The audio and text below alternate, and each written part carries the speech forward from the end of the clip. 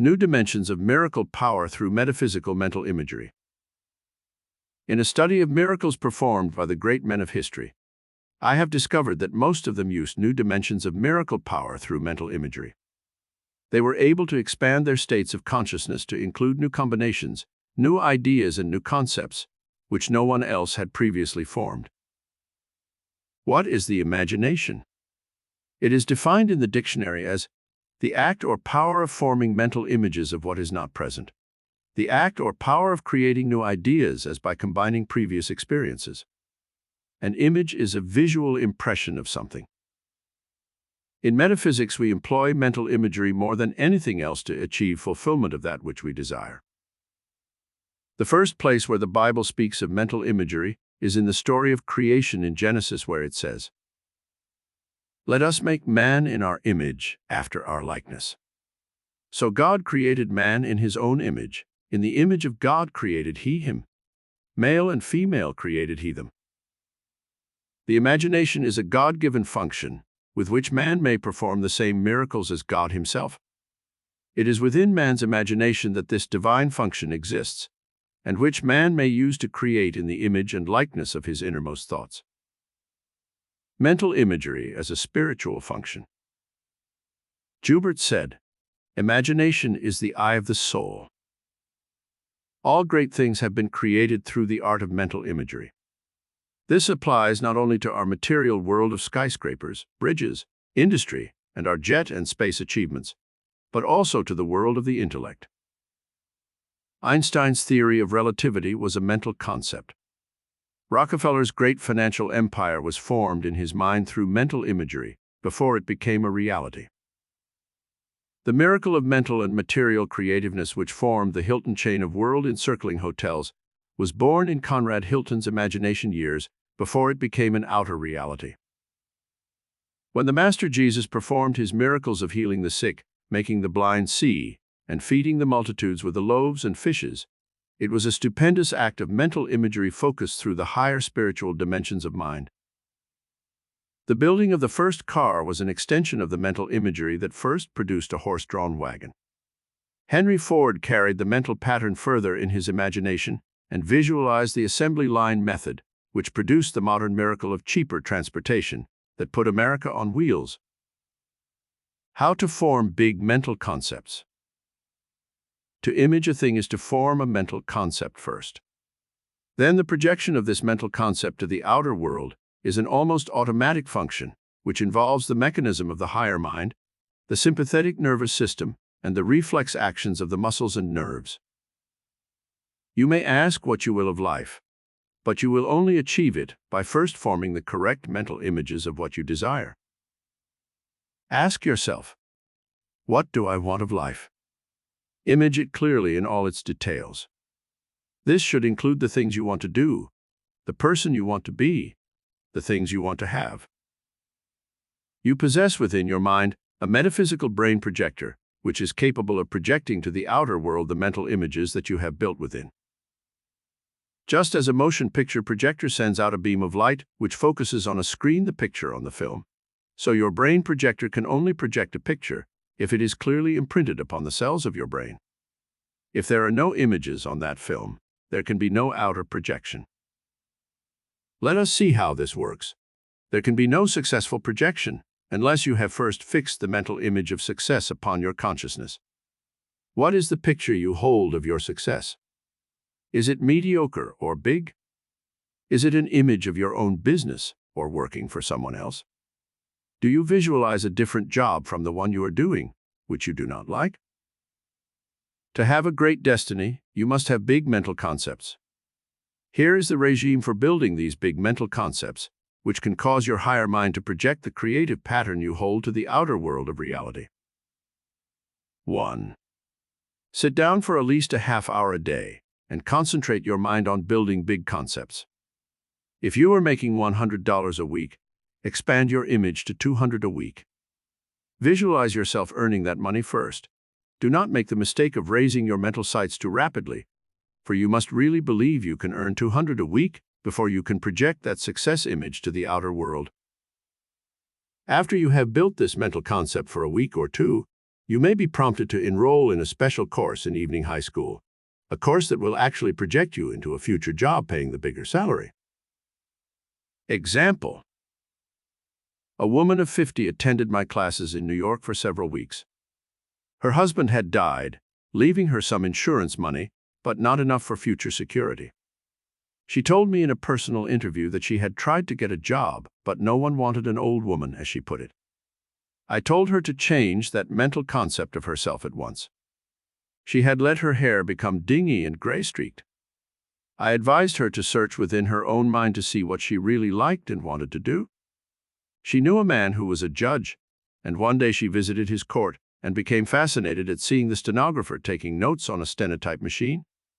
She told no one of her plan at the time, but she enrolled in a course in stenotyping, and when she had finished her course, she began to project the mental concept that she would one day be a court stenographer. A few months later, her judge friend told her that his secretary was leaving to be married, and he needed a good stenotype operator. It was only then that she revealed her secret to her friend, that she was a trained stenotype operator. He hired her at a good weekly salary, and this woman, who had felt that she was old and finished in life, began at 50 a new career that paid her well and gave her new dignity and self-respect. Miracles can truly occur through the use of mental imagery. 2. Look around you in your everyday life and see what conditions you would like to change or improve. Almost all great things have been accomplished because someone looked about him and was discontented with the way things were and wanted to change and improve them. This exercise should apply not only to your physical environment, but also to your mental gifts and talents. Perhaps you want to play the piano, or sing, or do public speaking. This desire to change the circumstances of your life can be extended to all departments of living. Visualize yourself playing the piano, writing the book, taking the trip, making a bigger sum of money. And soon you will be guided by the divine mind within to doing the things that you have created through mental imagery. 3. Constantly strive to increase your knowledge of the world in which you live. The power of imagery increases when you possess a mind that has many highly developed facets. Your imagination can only compile new and more effective forms of imagery when your brain has absorbed many new ideas. It is true, he who has imagination without learning has wings but no feet. The imagination must be developed through knowledge and solid facts. Make it a point to study all branches of knowledge, so you will be well read and will have an appreciation of the better things in life. The Chinese say, "Man with good education seems to have much luck." 4. Mentally practice actions that you would like to have take place in your life so that your imagination will be more fully exercised. For example, practice aloud and before a mirror, asking your boss for a raise in salary. Then practice selling some product to a prospective buyer. Make a speech before the Congress in which you plead some universal cause, such as peace or brotherhood. Visualize yourself buying a Cadillac or other fine car, driving it, showing it off to your friends. Do the same thing with buying your own home, investing money in the stock market, or taking a trip to some place you want to go. The ability to create mental images depends on exercise, just like physical development of a muscle. If you can pass a series of such mental images through your mind daily, you will soon find yourself reflecting these mental images in your daily life and doing the things you have held as mental concepts. 5. Mentally set some high goal for yourself and let this goal constantly inspire you to make bigger efforts to achieve your goal. You might, in your mental imagery, plan what you would do if you suddenly inherited $1 million. You might laugh at the thought that you would ever come into so much money, but remember, you are using a metaphysical miracle power that can work its miracles for you, as it has for thousands of others in the past. Examples. Here are 4 examples of students in my classes who used this power of mental projection through the imagination and who came into unexpected sums of money. One young lady received money through a large insurance policy that a relative had made out in her name years before. A man had a sum of money come to him from reparations paid by Austria to those whom the Nazis had robbed when they occupied Austria during the war. A third member of our lecture group came into a large sum of money through the settlement of a court case involving a patent infringement. Another lady in our group sold her first novel, which she wrote after learning how to exercise her imagination. She was given a substantial advance payment for the book, and later received thousands of dollars from a movie company that bought the book. 6. Do not accept the limitations that might exist at the present moment in your life. In your mental imagery, see these circumstances changed by time into the new conditions that you hold in consciousness. If you were a shoeshine boy in Texas and someone told you that you would one day become President of the United States, it might almost appear laughable. And yet, a boy named Lyndon Baines Johnson made that type of amazing transition in a period of a few short years.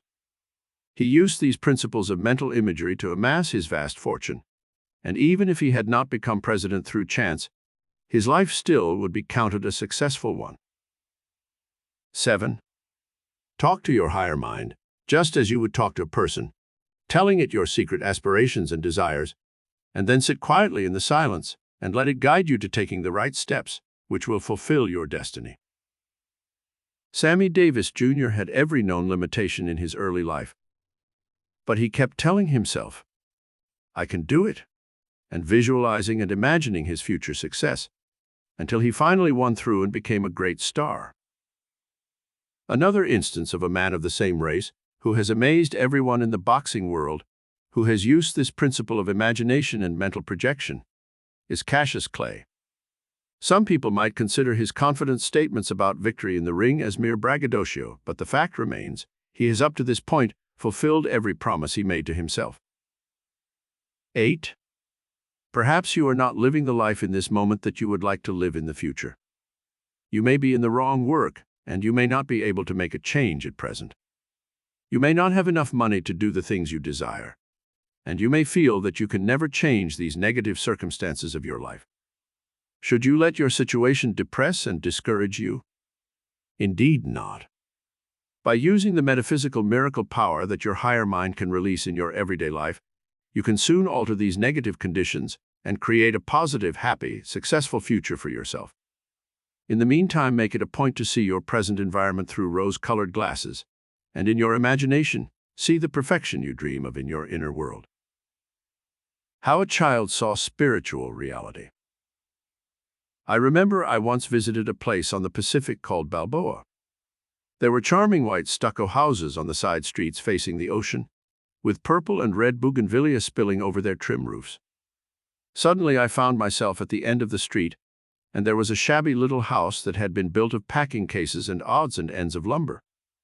It was obviously inferior to the other cottages that lined the streets.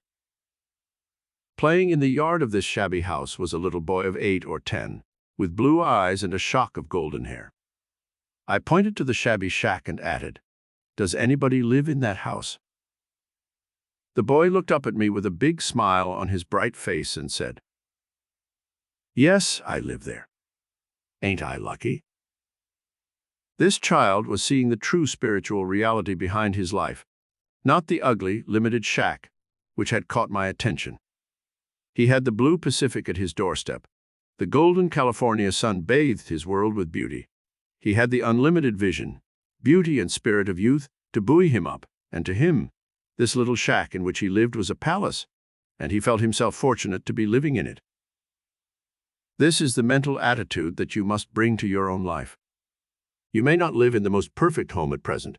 Your job may not be to your liking, and you may not have all the money you would like to have, but don't let your discontent with your present situation blind you to the metaphysical miracle power within your mind, which can change these negative conditions, if you will, but hold the right mental images and concepts in your consciousness.